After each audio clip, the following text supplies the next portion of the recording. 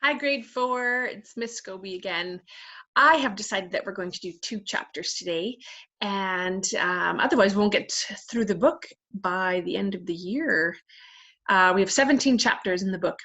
So we're going to read chapter 4 of The Lion, the Witch, and the Wardrobe by C.S. Lewis today. And of course, I want to thank our publishers, HarperCollins Children's Books, for publishing this book and giving us permission to read it online. So, as you remember in chapter 3, Edmund didn't believe Lucy at the beginning about the wardrobe. But during a game of hide and seek, he went in the wardrobe and he found Narnia. So he has just met the Queen of Narnia. So chapter 4 is called Turkish Delight, and I think we're going to learn a little bit more about Edmund and this Queen of Narnia. So here we go, chapter 4, Turkish Delight. "But what are you?" said the Queen again. "Are you a great overgrown dwarf that has cut off his beard?" "No, your Majesty," said Edmund, "I never had a beard. I'm a boy." "A boy?" said she. "Do you mean you are a son of Adam?" Edmund stood still, saying nothing. He was too confused by this time to understand what the question meant. "I see you are an idiot. Whatever else you may be," said the Queen, "answer me once and for all, or I shall lose my patience. Are you human?" "Yes, your Majesty," said Edmund. "And how, pray, did you come to enter my dominion?" "Please, your Majesty, I came in through a wardrobe." "A wardrobe? What do you mean?" "I opened the door, and I just found myself here, your Majesty," said Edmund. "Ha!" said the Queen, speaking more to herself than to him.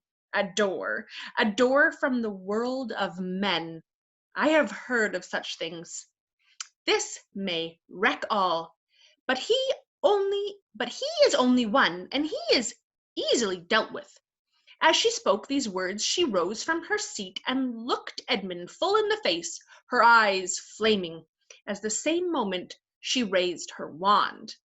Edmund felt sure she was going to do something dreadful, but he seemed unable to move.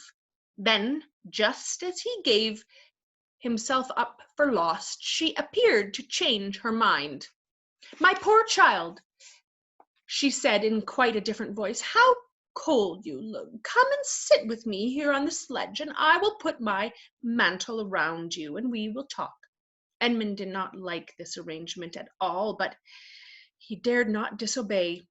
He stepped onto the sledge and sat at her feet, and she put a fold of her fur mantle around him and tucked it well in. "Perhaps something hot to drink," said the Queen. "Should you like that?" Yes, please, your Majesty," said Edmund, whose teeth were chattering. The Queen took from somewhere among her wrappings a very small bottle, which looked as if it were made of copper. Then, holding out her arm, she let one drop fall out into the snow beside the sledge. Edmund saw the drop for a second in mid-air, shining like a diamond. But the moment it touched the snow, there was a hissing sound, and there stood a jeweled cup full of something that steamed. The dwarf immediately took this and handed it to Edmund with a bow and a smile. Not a very nice smile. Edmund felt much better as she began to sip the hot drink. It was something he had never tasted before, very sweet and foamy and creamy, and it warmed him right down to his toes. There is a picture of the little dwarf bringing the hot drink to Edmund. It's long beard, so you can imagine how he looks. "It is dull, son of Adam, to drink without eating," and the Queen presently. "What would you like best to eat?" "Turkish Delight, please, your Majesty," said Edmund. The Queen let another drop fall from her bottle onto the snow, and instantly there appeared a round box tied with green silk ribbon, which, when opened, turned out to contain several pounds of the best Turkish Delight. Each piece was sweet and light to the very center, and Edmund had never tasted anything more delicious. He was quite warm now and very comfortable. Grade 4, just so you know, Turkish delight is a kind of a candy, a very sweet, delicious thing to eat. While he was eating, the queen kept asking him questions. At first, Edmund tried to remember that it is rude to speak with one's mouth full, but soon he forgot about this and thought only of trying to shovel down as much Turkish delight as he could. And the more he ate, the more he wanted to eat, and he never asked himself why the queen should be so inquisitive. She got him to tell her that he had one brother and two sisters, and that one of the sisters had already been in Narnia and had met a faun there, and that no one except himself and his brothers and his sister knew anything about Narnia. She seemed exceptionally interested in the fact that there were four of them, and kept on coming back to it. "You are sure there are just four of you?" she asked. "Two sons of Adam and two daughters of Eve, neither more nor less?" And Edmund, with his mouth full of Turkish delight, kept on saying, "Yes, I told you that before," and forgetting to call her Your Majesty. But she didn't seem to mind now.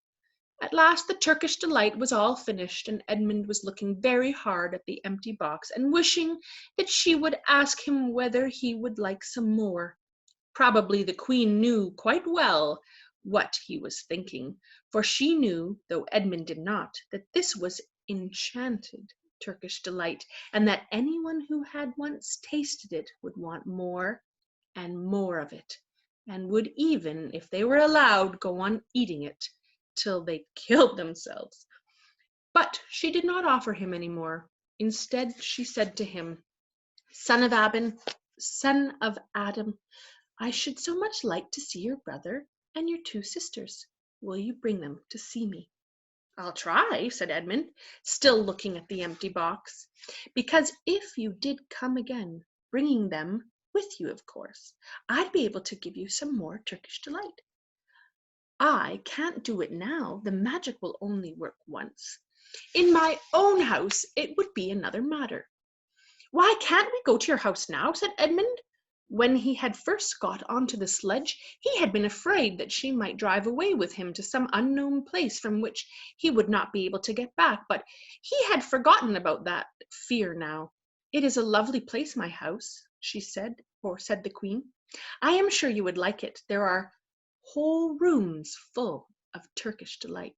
And what's more, I have no children of my own. I want a nice boy whom I could bring up as a prince, and who would be king of Narnia when I am gone.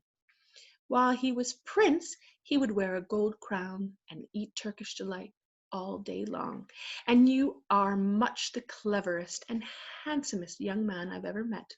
I think I would like to make you the prince some day, when you bring the others to visit me." "Why not now?" said Edmund. His face had become very red, and his mouth and fingers were sticky. He did not look either clever or handsome, whether the queen might say. "Oh, but if I took you there now," she said, "I shouldn't see your brothers or your sisters. I very much want to know your charming relations. You are to be the prince, and later on the king. This is understood, but you must have countries and nobles. I will make your brother a duke, and your sisters duchesses."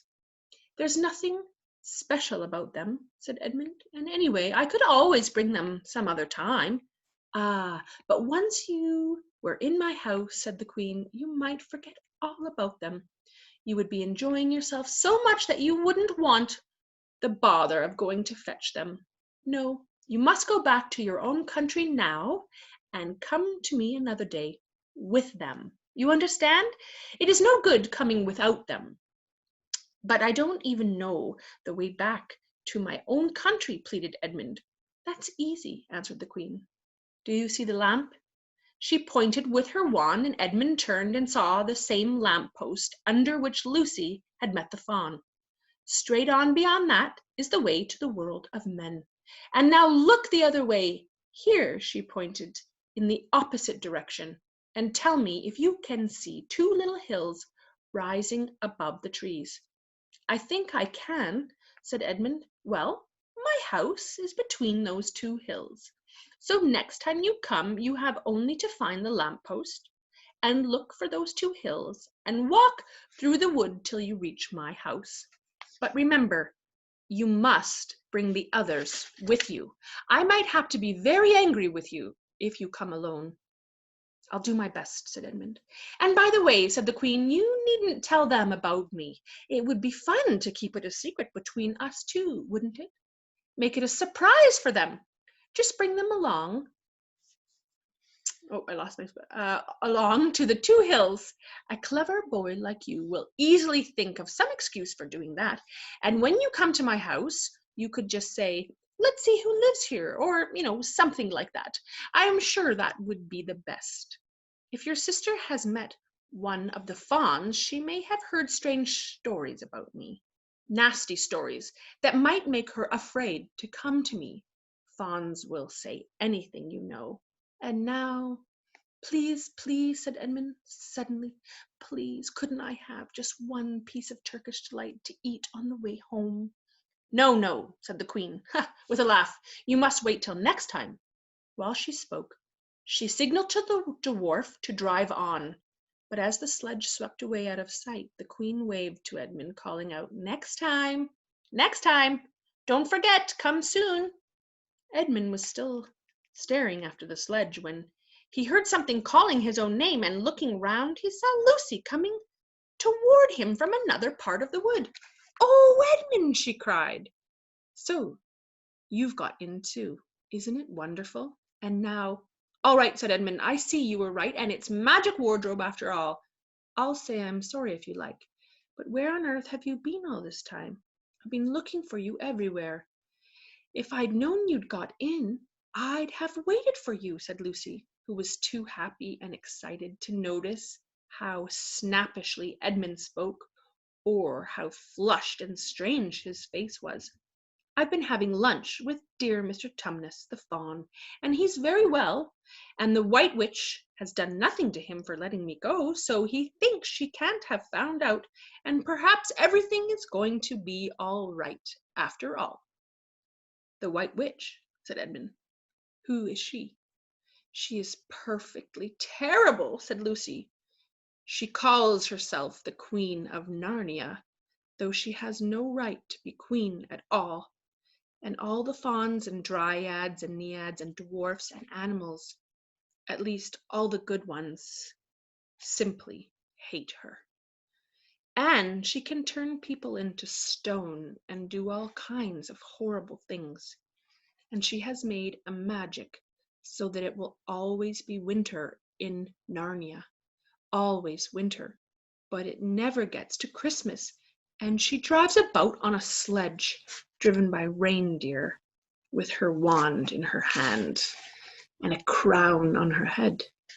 Edmund was already feeling uncomfortable from having eaten too many sweets, and when he heard that the lady he had made friends with was a dangerous witch, he felt even more uncomfortable. But he still wanted to taste that Turkish delight again more than he wanted anything else. "Who told you all that stuff about the White Witch?" he asked. "Mr. Tumnus, the fawn," said Lucy. "You can't always believe what fawns say," said Edmund, trying to sound as if he knew far more about them than Lucy. "Who said so?" asked Lucy. "Everyone knows it," said Edmund. "Ask anybody you like, but it's pretty poor sport standing here in the snow. Let's go home." "Yes, let's," said Edmund, or said Lucy. "Oh, Edmund, I'm glad you've got in too. The others will have to believe in Narnia now that both of us have been here. What fun it will be." But Edmund secretly thought that it would not be as good fun for him as for her. He would have to admit that Lucy had been right before all the others, and he felt sure the others would all be on the side of the fawns and the animals, but he was already more than half on the side of the witch.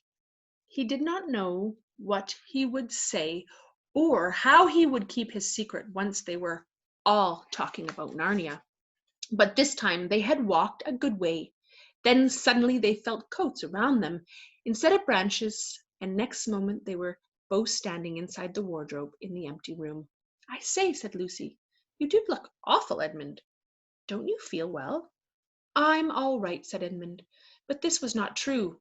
He was feeling very sick. Come on then, said Lucy. Let's find the others. What a lot we shall have to tell them, and what wonderful adventures we shall have now that we're all in it together. And that's the end of chapter 4. So Edmund met the Queen of Narnia. But turns out the Queen of Narnia is the White Witch, and she fed him Turkish Delight, which is little tiny sweet candies, and sort of, I don't know, convinced him to bring back his brothers and his sisters to Narnia. So I wonder what will happen in chapter 5. Grade 4, thanks for giving me your attention. Thanks for listening to chapter 4 and going on this wonderful adventure with me. I am excited for you to find out what's going to happen in the book to come. Have a great day, grade 4. See you soon.